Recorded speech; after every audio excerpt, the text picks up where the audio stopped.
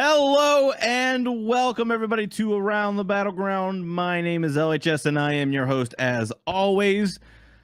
This is week number 4 of the SPL. This is episode 21. This show is officially of legal drinking age. What a beautiful, wonderful day. As you can see, it's just me again today. We were going to have a guest on the show today, but some things didn't end up working out, and we weren't able to make that happen. But I promise you, and I know I've promised this for like 3 weeks now, we're gonna start getting that. One of the bigger things that kind of held us back a little bit was that we were only recording the interviews and everything during the week, and now I'm kind of expanding my schedule, and with UGC we're going to be starting to potentially record interviews outside of those working hours and on the weekends, and that should be able to better accommodate some pros and personalities and things like that. Like, I know I'm reaching out to Hindu Man, Taco, F Dot, Aggro, all those people. I love having them on. They're always great. And then from there, the pro side of it, Renegades, I don't think any of Renegades is in the United States. So, that's an entire team we can't get. Splice is just getting settled in. Dignitas isn't in their team house. Hello, Merlin. Goodbye, Merlin. And there's just a lot of flux right now. The schedule, people are being bumped, and really there's not a stability in the SPL scene right now as far as that goes. So I've got a lot of people scheduled who, like, I got verbal commitments and everything. So there are going to be more interviews coming. You're not just going to be stuck with my ugly mug every week in and week out. I promise you we're going to start talking to people again. So that's it for the spiel portion of it, the meta portion of the show. Same as last week, we're going to talk about SML, talk about what's going on there. We'll talk about the SPL from last week, and then we'll talk about the SPL from today and this week. We have more schedule changes for the SPL this week, and we'll kind of discuss that a little bit. But let's go ahead and take a look at European SML. Not a whole lot has really changed there. If we look at the standings, Flashpoint still at the top, 5-1. Queso and Simplicity still in the middle of the pack, 3-3 for the both of them. And then Out Cold at the bottom, 1-5. Last time we were on here, we kind of talked about how it was do or die time for Out Cold. They had got a lot of losses in a row, and they were at that point where they needed to let those losses galvanize them, or they were going to be out of luck. And Out Cold just haven't been able to find those victories. They haven't looked great. A lot of the casters harp on Half Devil, the support player, as being the guy where everything kind of goes wrong at. And while a part of that is true, in my opinion, I think there's more to it than that. This team just looks unmotivated. I don't know what to say. So I can't put the blame on Pretty Prime. I can't put the blame really on Dimmy. I think those two guys are really doing it. But I think, as much as the casters and analysts are looking at Half Devil as, the win condition for this team, and he has to play well for them to do well, I think there's another aspect of that where sorry, webcam's out of focus. Let me fix that. I think there's another aspect of that where Frostiak is not doing the best of his ability as well. I really think that all right, let's try to get this into focus, right? So we're going to slowly back it up to my face. Come on, focus right here. Anyway, so I think Frostiak is another big portion of why Out Cold is failing. I think he has done a lot of good. I think he's played really well at certain points, but he's not the guy that I think a lot of people expected him to be. We're seeing a lot of players come out of last year, last season, last split, having improved a bunch. And people like Sibby, right? People like Flashpoint, who a lot of people were down, like, oh, maybe they should just disband, or maybe they should go different ways. They stuck together, and now they're all playing super well. Uh, but it feels like out cold, like Frostiak has regressed a little bit. He definitely was at a really high spot last year, going into like the land settings and everything like that, and had some crazy play. Had that crazy was a Sasano play that put his team back in the game. They came back and won that set. Without him, Mouse doesn't have a chance. They don't go anywhere.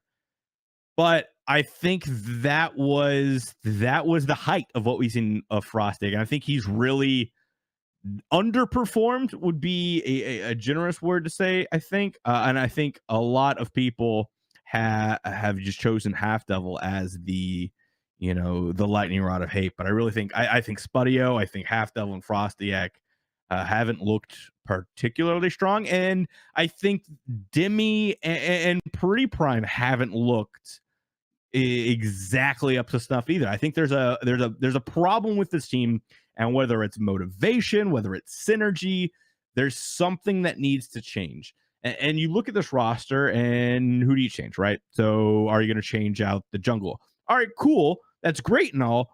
Who do you get to jungle now? It's not as if there's a giant pool of jungle players in EU Combine. There's two teams that show up to EU Combine at this point. What are you going to do? There's Okay, so we're not gonna go for a jungle. Okay, let's go place the ADC. Same problem with support. Same problem. And unless they poach from another EU team in the SML, I don't know that we'll see any changes, and that's kind of problematic. I don't know what to expect for this roster. I want to see changes, but then I don't know what the changes are, right?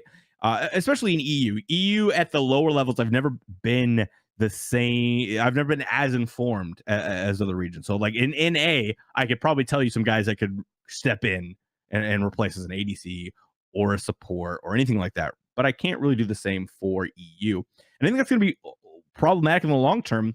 Eh, I I don't know that Out Cold has what it takes. I think they are just lacking something, and I don't know what that something is at this point. But there's just something going on behind that scene. On the other side, though, you've got Queso and Simplicity, who are really trying to find their own grooves. They're starting to put things together, but they just can't break away fully. Simplicity is has slipped early, but they're actually trying, like looking like they're gonna maybe be able to do something. They could finish second. It's too close of a race to call between Queso and Simplicity for second place. It really depends on who can adapt to the meta, who can impose their will more moving forward. They both have a decent roster of guys, a decent grasp of the meta, and has a decent play so far. And they haven't really shown high aptitude one way or the other to distinguish themselves from one another.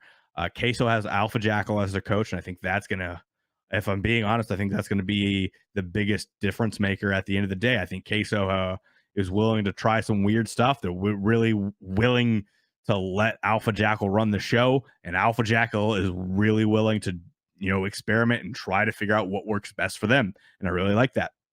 But it's really, Flashpoint is head and shoulders the best team in the EU right now. They have really come out and surprised me. Sibby, I've always liked Sibby. I think Sibby had a down year last year, and he's not always been the guy, but I think he's really come out and had a really good start to this year. Johnny is playing even better than he has before. The meta is all about aggression and being, a press W jungler, and he's doing that. That fits him perfectly. Farrakirk has done well in the middle. This team just operates as a unit so well. It's hard to really beat them, especially at this stage of the year. I don't know what else to say. I think Flashpoint is deservedly at the top. I love what they're doing. In the same vein, we look across the pond in A, and we see Armada at the top of the leaderboard. Still haven't dropped a set. They are just on a tear for NA.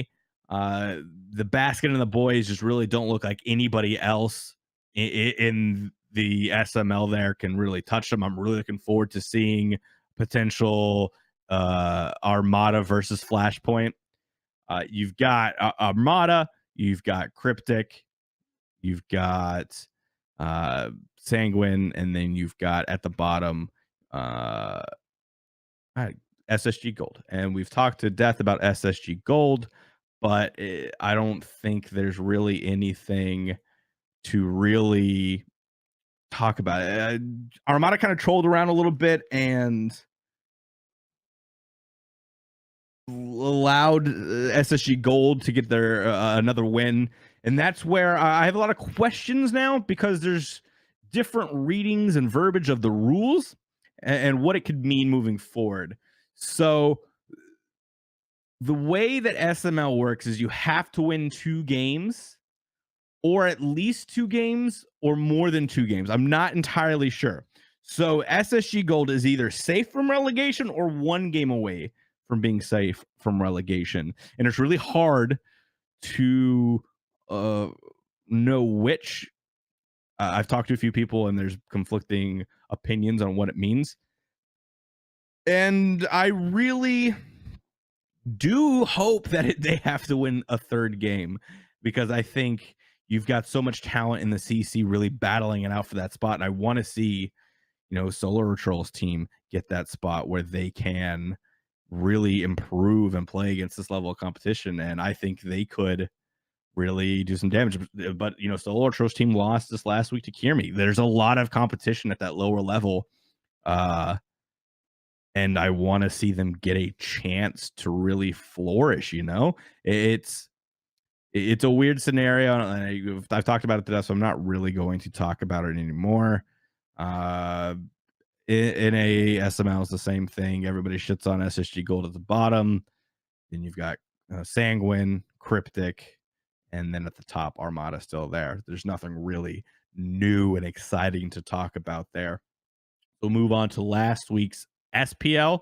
We started off the week with E United and Luminosity. That was a really good set. E United 3-1 Luminosity, but Luminosity came out swinging. Next game up, Dignitas Luminosity. Luminosity came out really good. They got 3-1, but Luminosity looked really good. After watching their E United set, I was impressed as what they did against Dignitas, especially coming in so late and not having the start and not being able to play with each other. I was really excited for them. And then E United 3-2 SK. We're really getting a good breakdown of the teams. Dignitas and Luminosity. We look at that game, and Luminosity played some really interesting stuff. A lot of people will say it was just jank. I won't. I legitimately liked what I saw from Luminosity. I've been begging for a long time for some really big play style changes to come through for Smite. I really think that there's a opportunity for different mindsets to come into the game and change up how we're playing. And sending your solo laner into the duo lane, sending duo into solo, things like that are really cool to me. I really like those different interesting starts, and I think season 6 has really opened people's eyes to what you can do there, and it's all kind of working. And even if it doesn't, the fact that they're willing to experiment is what I like to see. LG instantly became one of my new favorite teams. I love what they're doing and watching them. It's seeing them want to change up the meta, to change up what everybody's been doing. That's important. You look at other games. You look at League of Legends. I've said this a 1,000 times. You look at League of Legends. They do some crazy stuff. They switch to their top lane and bottom lane or 10 minutes in the game. They do so much crazy stuff and unconventional stuff all the time. And I don't think League has the same stagnant meta problems that Smite has kind of fallen into, where everybody just plays the same meta, everybody plays the same gods and roles and the same starts and everything like that. And I think that's why we see teams like Splice and LG kind of come up every so often and do these interesting arts and stuff, and it works out. You look at Pittsburgh Knights. I will forever preach right now that one of the if you were going to study film right now of one game, it would be that Pittsburgh Knight game where Emil Z was on Neja and Deathwalker was on Bologna, and they sent Emil Z solo and they sent Deathwalker to run around the map to just be a disruption. And they abused the catch-up mechanic. That was amazing. Deathwalker ended up catching up in level and passing Emilzy. It was great. That's the type of ingenious, like looking at the game and breaking it down at a mechanical level that I want to see more of. And why not try other things? Other games have kind of tried the 2v1 lanes, and sometimes it works, sometimes it doesn't. But I think you could use it as a strategy. I like that LG was willing to do that. They take a game off of Dignitas. Dignitas, wins out, and I don't think they kind of expected LG to look as strong as they did. I didn't expect LG to look as good as they did. Joshi, Kiki, Oceans, Mollusk, and Zalia is not a team that you really think, oh yeah, they could take a game off the best team in the world, I feel like. But Mollusk really showed up and played out of his mind. I loved what I saw. Oceans looks like he's doing really. Zalia to me is probably I don't know. It's hard to say most improved or anything like that, because I think Mollusk, you have to look at him as like the guy you spotlight for that. But Zalia has had a really good years too. He was kind of vital in that Jormungandr in making a lot of their stuff happen. I really liked what I saw from them. Obviously Dignitas was able to put it all together, but if Dignitas isn't the best team in the world and isn't having just a monster run themselves, I think they maybe drop another game to this LG squad. LG came out swinging and surprised them and caught them on the back foot. And, other teams, I think they could have got a lot more out of that. Then we look at here, we look at the United SK game. That was probably we're getting these different tiers of people right now, right? The teams. So at the top, you've got rival, you've got Dignitas and Pittsburgh Knights. Those are probably your top 3 teams, right? And then in the mid level, you've got United, you've got SK, and at the bottom, I think you've got SSG and LG and Trifecta. It's really hard to say at this point, but United and SK are solidly in that middle area, holding down the middle of the pack, middle of the table. They could drop games if they're not careful to these bottom teams, and they could take games off of these top teams if they really are on point. But United SK, I came in thinking that SK had looked a little shaky. I think they look good, but I think United, there's just something about this team that I really like. And I think they had just something about them that I believed in. United SK ends up being a 3-2 for United, but it was a really good set, back and forth action. Benji, Ice Ice, Big Man, Kalas, Vedim is a team that I believed in, and I said if they can find synergy, they could be a really strong team. If they can figure it out, play well together, that's a really potentially strong team, because you've got guys who have been big role pieces in the teams that they've been a part of. Ice Ice and Kalas have been big role pieces in Rival, kind of overshadowed by Deathwalker and Volt at times. But they were really important to victories across the board, right?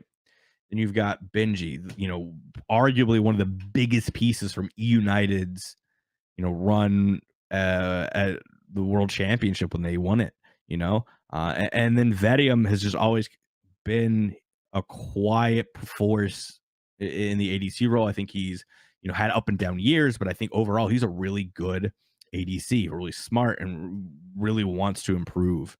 And takes it really seriously. And I think him combined with all these guys, I think they have a really good chance. SK is almost the exact same. Like there's a lot of good pieces there. So 10 out of 10 times, where do I call this? I don't know. I don't know that I could really call it one way or the other, favorably with any sort of accuracy. I think SK had a couple down games or had a down day, and I think they replay this set today or tomorrow, and SK might be able to beat E United. These teams aren't that far from each other, I think, and it'll be really interesting to see how they grow against each other as the rest of the year kind of goes on. And I believe that's it for this last week. So looking at this week, today we had SSG and Trifecta, and that instantly wins a set. They look dominant game one. You might have seen what I was saying on Twitter, but game one, SSG looks like their old selves. Jeff Hinda played really great. Andy played really great. And everybody kind of just went with it. Barra's been playing well. I hate to burst your ball. I hate on everybody equally. I couldn't hate on Barra before this. I think Barra's been playing well. I think Vince been playing pretty well. Aquarius has played well. He got bullied, right? They just had some bad luck. And I personally have really put the problems on Jeff and Andy. And I think every game they won today, Jeff looked good and Andy looked decent. I think today Jeff had a much better showing than Andy did across the board.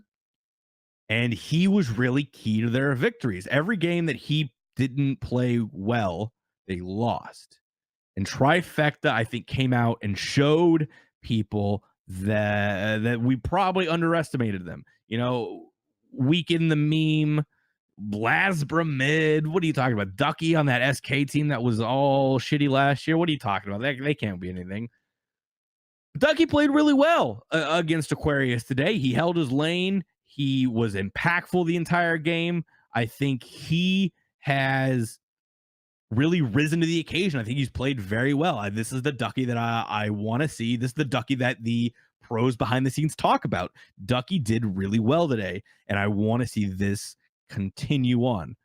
You look at Weekend. I thought Weekend had a pretty good day.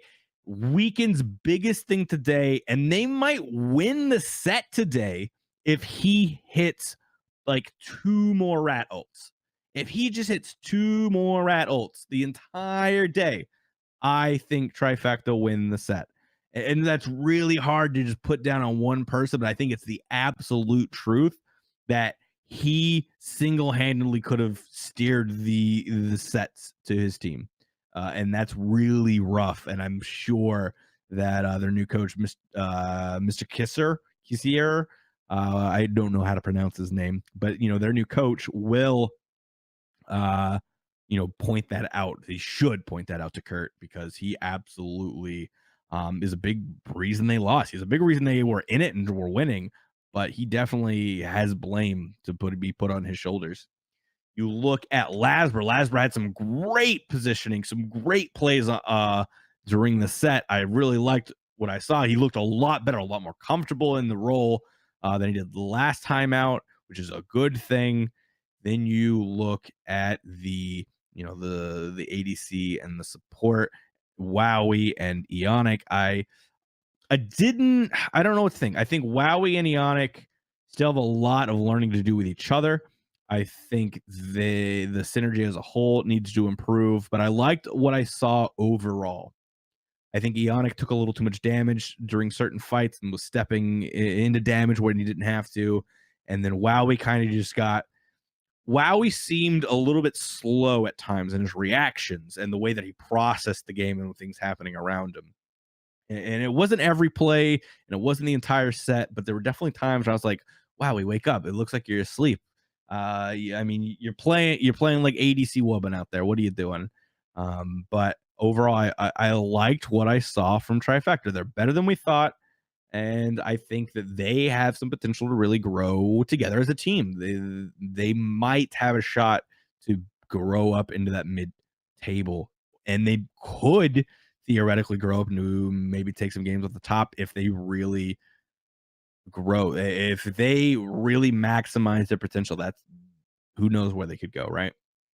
SG, on the other hand, they're not dead, which is really good. Like the fact that SSG as a whole isn't dead is great for Smite and great for everybody involved because nobody wants to see Barra and Jeff and Andy ride into the sunset as broken old men.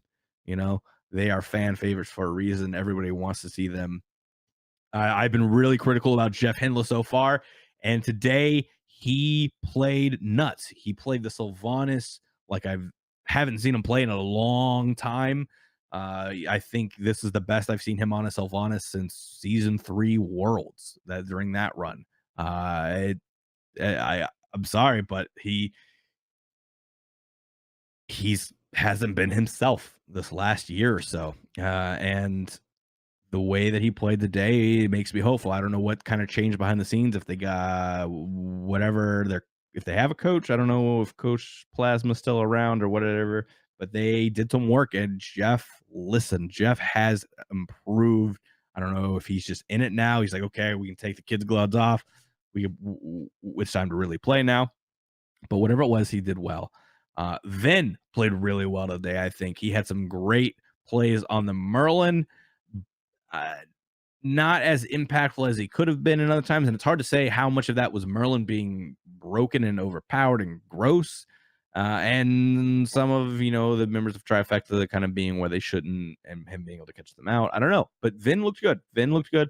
Aquarius was able to bully and kind of impose his will some places, and Andy played and he played okay during the set overall. I'm not going to give him the same amount of praise as I'm giving to Jeff because I don't think he had the same sort of impact as Jeff did on this set.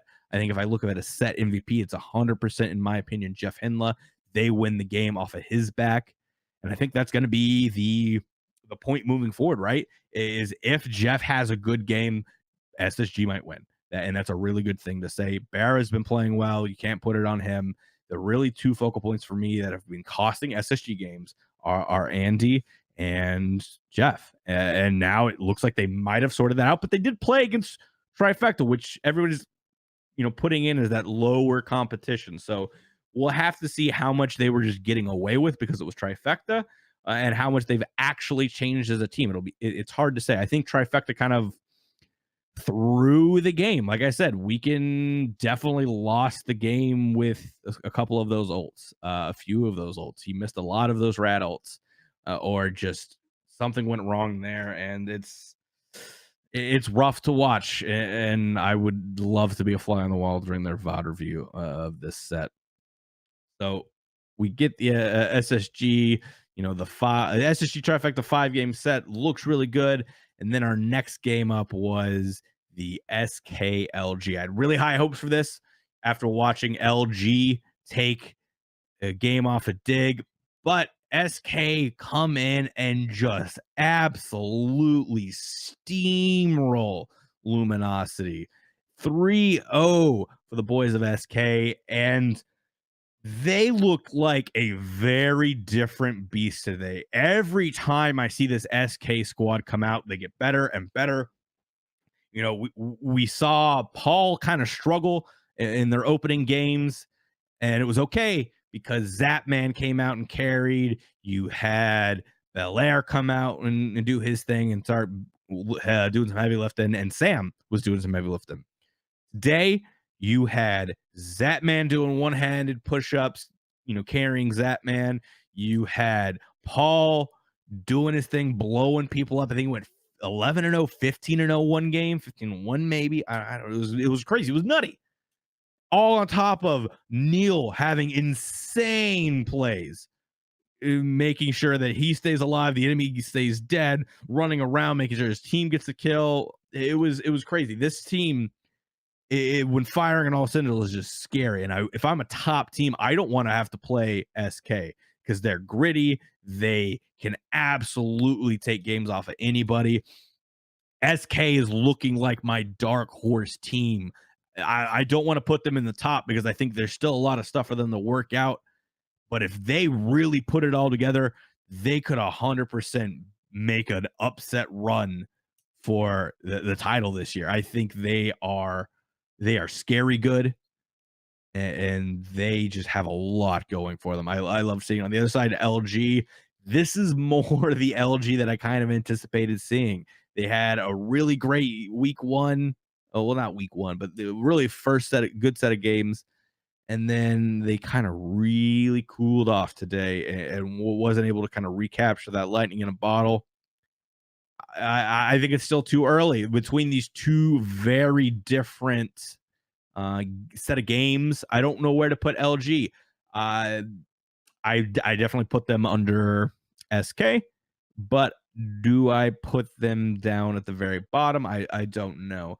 I think I definitely for right now kind of put them in that nebulous position around SSG, and I don't know how far down I put SSG. They've kind of risen up a little bit today. I think I still have them as a bottom three team at this point. So I think my bottom three is probably still LG trifecta and SSG. I don't think that really changes, but LG they showed really good life in their first matches against Dig, and this just wasn't there today. Maybe it's because we didn't see the Jormungand there. I don't know, but something was just off for LG today. And I'm really curious as about what happened and how they kind of address today and what they do moving forward. I want to see them more return back to them taking a game off a dig instead of being just, Kiki going 0 and 11 or 12 or whatever it was and just being blown up all the time. That's not good for anybody, right? And that's it for today. And then we look ahead to tomorrow. And tomorrow we have our first appearance of Splice. We see Splice versus, if I can get my schedule to load here. Ooh-wee. Splice versus Team Rival is our game for tomorrow. They had I think they had more schedule changes, so that's why everyone getting the one game. But it's a good game. Splice, the world champions, defending their title going into this year. Lots of potential with this team. And I'm really curious to see if their momentum from last year kind of carries over into today. We haven't seen anything of them, right? We've seen SK come out and be really great. We've seen Rival come out and do really well. Pittsburgh Knights come out and do really well. Dignitas come out and do really well. They are immediately playing one of the best teams in the league. And that's kind of a hard way to start out your year.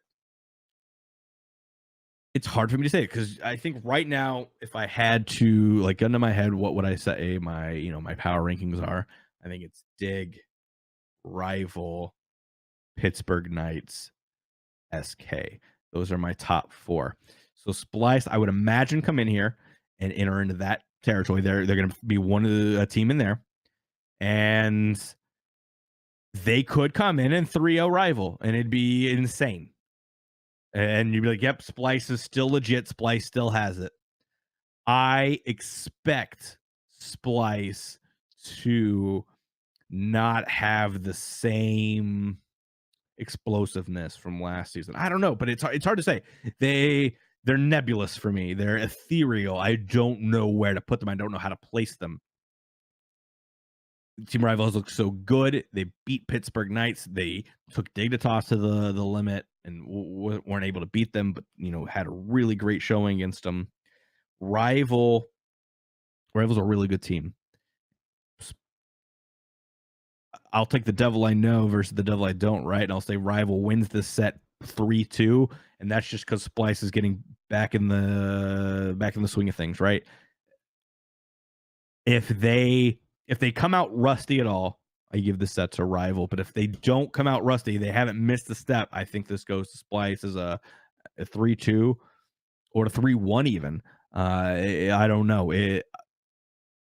Splice has a lot to prove coming off their world championship, and they're not playing Dig, which is a good thing. but Rival's no slouch either, and Rival is right there neck and neck with Dig. So that'll be a really interesting set to watch. I'm really excited to see how Splice, who didn't make any changes. If you would have asked me, I think I might make changes to that roster. I love Roar. I love Divios. I think they are solid. Sino has really proven himself as well as a premier world-class jungle. But I still have some questions on Moswall and on Cyclone Spin. The fact that Cyclone was rumored to be like close to retirement during the last year, and then Moswall really only played Opwash. Area Denial didn't really play a lot of high skill gods, everything like that during their Worlds run. It's not all lost on me. I still see that stuff, and I still see weaknesses in Splice. I want to see them really try some quote unquote jank stuff, some different starts. I want to see them do what, I would love to hear that them and LG have been scrimming together. That would make my day. And that's why LG was doing so much crazy things. But I want to see Splice really steer into the craziness of season 6 and show us something we haven't seen before. That would make my day. And so yeah, I think that's going to be an amazing set. Best set of the week, probably. Trifecta SSG was pretty good. Luminosity SK was a stomp, so it wasn't but so good. I think Splice and Rival will be really good and kind of meta setting for the next week or so, showing what each team kind of has prepared and loaded and where they go and how they prioritize things. I think a lot of people are watching the set to see what the top teams, the top echelon is really trying to do for the SPL. And that's really it for, what's going on in the SPL. We're still waiting on Renegades to be able to play. We're still waiting. I think are there any other teams we're kind of waiting on to see play? I'm trying to think, right? There's got to be. We haven't seen Renegades play. We're seeing Splice. Yeah, Splice. After Splice played tomorrow, the last team will be Renegades, and they're having so many visa issues. I guess no. So we do have more to talk about with this Splice game. I completely forgot, but Divios will not be there for Splice. They're going to be playing with a replacement. They're going to be playing with Solar Patrol. Now, Solar Patrol is a really good player. He's had a breakout year this last year. I feel like he's had a really great run. There's a lot of speculation of him being in the SML, maybe even getting a SPL shot, and nothing kind of really happened. I think he got snakes, maybe. I don't know. It's hard to say. There's a lot of drama that happened at the lower levels of Smite. But Solar Patrol is going to be in that solo lane for Splice, and that it indubitably changes the entire context of the game and how everything will pan out. And now I take it back. I think this will be a 3-1 for Rival. I think Divios is going to be a huge part of the team, and not having him there, not having his mind or his presence or everything like that, it's going to end up playing big for Splice. Or maybe Solar Patrol shows, hey, I'm an SPL level soul laner. Somebody give me my shot. Somebody kick somebody and add me on there. I'm ready. Put me in. This is a big opportunity for Solar Patrol. If he comes out here, and if Splice get any wins and he goes positive, that's a banner day for Mr. Troll. And he puts that on his resume, and he gets a nod. He gets a call up. He'll be 100% in the SML. He'll be in the SPL. This is a big point for him. And I'm excited to see him, right? We've seen a couple guys. We saw Chapo subbing for Ice. That was kind of fun to see.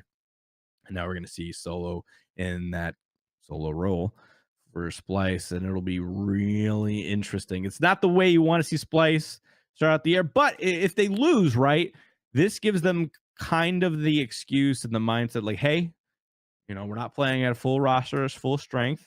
maybe we kind of just play reactionary instead of proactive. We kind of just sit on our hands a little bit, and I don't know. There's a lot of different ways they can go with this, and maybe this does benefit Slice. They get they play one of the top teams, and they kind of get to take a mulligan on it, right? It's not going to matter in the long run for them. It's hard to say. I don't think you could ever really convince any of these guys to um take a game off, take the L.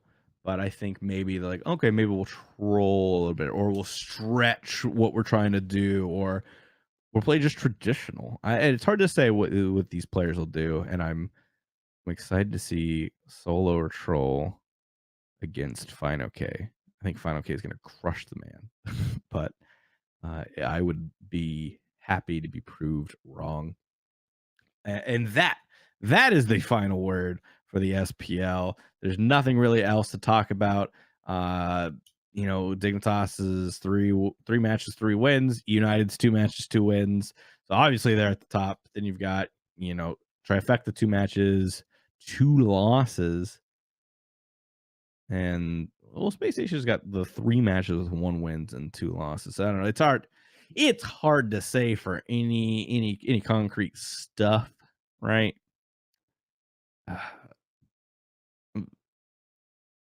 I'm just excited for the rest of the SPL. We're kind of getting the thick of things. We've got our clumps together. We've got Dig, Rival, and Pittsburgh, and we've got E United, SK, and now we're going to see where Splice kind of fits in. Is Splice going to be at the top, or are they going to be more towards SK and E United? That's what I'm excited to find out, and I'm sure you guys are as well.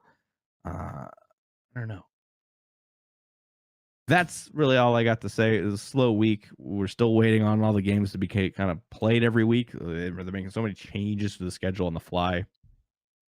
And then just waiting for the landscape to settle down so I can get some time to interview people. Like I said at the start of the show, going to be able to start doing interviews on the weekends and after regular office business hours. That's going to be key and critical, and it's going to let me kind of stockpile some interviews, and I'll be sure to let you guys know like timing and like when this was recorded, so you guys know like what time of the season and everything. That's it. Unless you guys got any questions in chat, I don't think we have too many people in here right now, so I don't think we'll have any questions really. But go ahead and give me a follow on Twitter at the Zach Dick. It's right there. If you're feeling extra special in a loving mood, you can go follow me on Mixer, mixer.com/LHS. Help me get on that partner grind so I can make that stream money. It's a dream of mine. And I think next week I'm gonna go ahead and say it. We're definitely going to have an interview. I've got Neil Ma, I've got Hindu Man, I've got Taco, I've got so many people that I'm talking to schedule an interview that it's going to be impossible for me to not have an interview this next week. So get ready for that. All right, that's it for Around the Battleground. Thanks for watching, everybody. Hope you found this all informative, and I hope you had a good time. And I will see you next time around the Battleground. Goodbye, everybody.